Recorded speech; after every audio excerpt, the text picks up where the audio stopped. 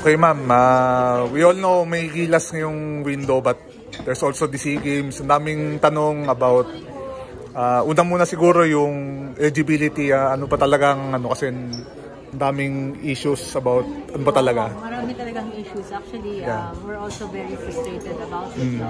The first eligibility rule they gave us a few months back was passport only.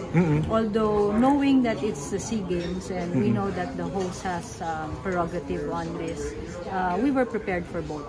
Even if we already got the notice from POC. So we always have a plan B. Tapos biglang nagpasa sila ng bagong handbook na in that handbook it wasn't clear naman. No? There were two different paragraphs. One paragraph was talking about FIBA rules, the other paragraph was talking about just the passports. So naka-black and white na yan. And then we have that other document from the POC na general for all sports na passport only. Okay? So that's what has been happening. And then finally we were able to get a Zoom meeting with the Thai Basketball Federation, the FIBA representative from FIBA Asia, who's going to be the technical delegate there, and all the other federations joining the basketball tournament.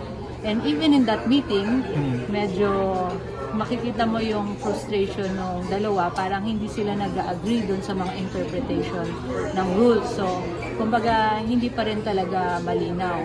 So, in any case, we were already being asked to submit a lineup. So, we submitted the lineup I think 2 weeks ago. That was 2 weeks ago.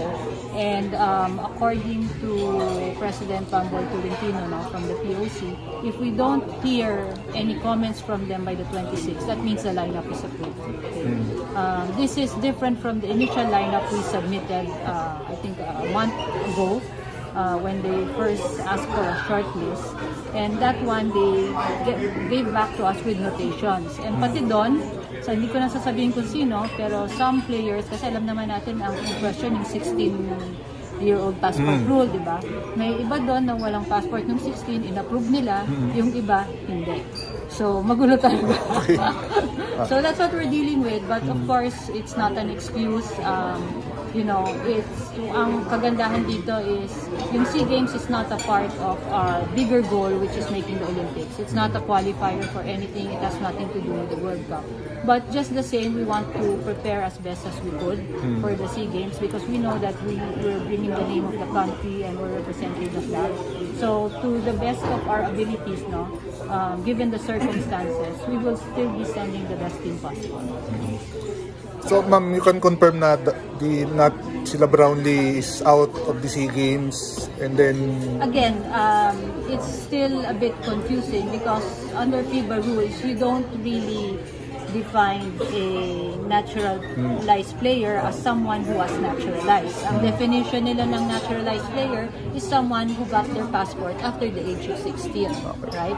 Pero si Thailand nung meeting was insisting that they will not be using their German naturalized player, and so we are under the impression that they will not allow any naturalized player as long as they went through a naturalized process.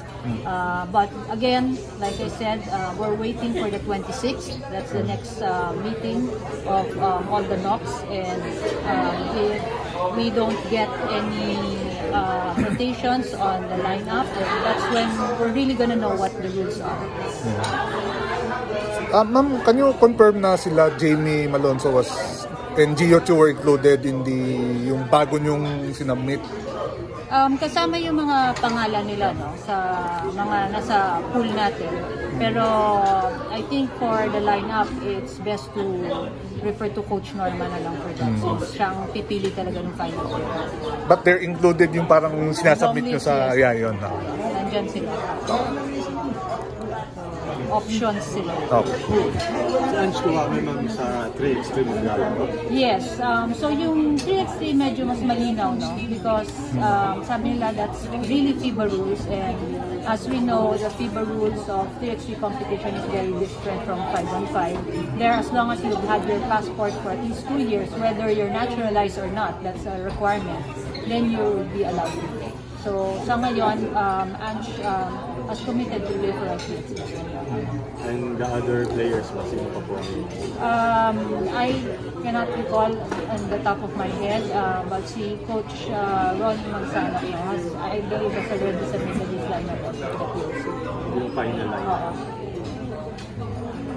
Just so disappointing lang yung ganitong situation kasi alam naman natin December na yung less than a few weeks away na lang yung season nagkakaganito kasi. I think more than being disappointed, medyo frustrating talaga siya. Kasi like you said, no, parang ang hirap mag-prepare kung ganyan na hindi natin alam. Pero ewan ko, sa pakiramdam natin, baka minsan hindi natin alam, baka sinasadya ng host, wag naman sana. Pero ano na yan parang that's something that we've experienced every 2 years sa SEA Games, no? Hindi na siya bago sa atin. So, hindi na rin kami masyadong nagugulat. Like I said, even when they issued that black and white rule na passport only, we were always very conscious about it and always had a plan B in mind. And mukhang it will benefit us now na meron tayong inisip na plan B kasi mukhang ganun nga siya lumalabas. Actually, hindi lang tayo ang frustrated, no? Yung ibang countries have expressed their frustration as well. But, you know, what I always tell Coach Norman and our other coaches, at the end of the day, this is a multi-sport competition among SEA countries. So more than anything, I think it's a place or a venue where the Southeast Asian nations can come together and unite through sports.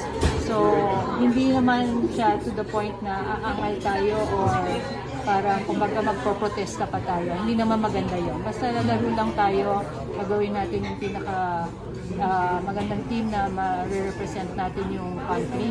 And hopefully, we can retain the gold medal. Ma'am, yung 26 to clarify lang, bang meeting siya? Yung mga basketball lang siya or basketball lang yun. Okay, yeah, so because nga maraming confusion, I think a lot of the countries requested for that meeting. So hindi siya yung parang before the event? Hindi pa. Hindi pa yun? Yeah, we will still have a technical meeting when we arrive in Thailand. Tsaka ibang ano pa yun di ba? Medyo iba pang... Pero pwede pa silang mangharang doon. Okay. Unfortunately. Yeah. Pero part lang tayo. Yung ibang countries, yung Cambodia, will they still play yung nila before? Well, kung papayagan sila ng Thailand, hindi na silang host ngayon. So, magkakaalaman. Yeah. Okay. Thank you.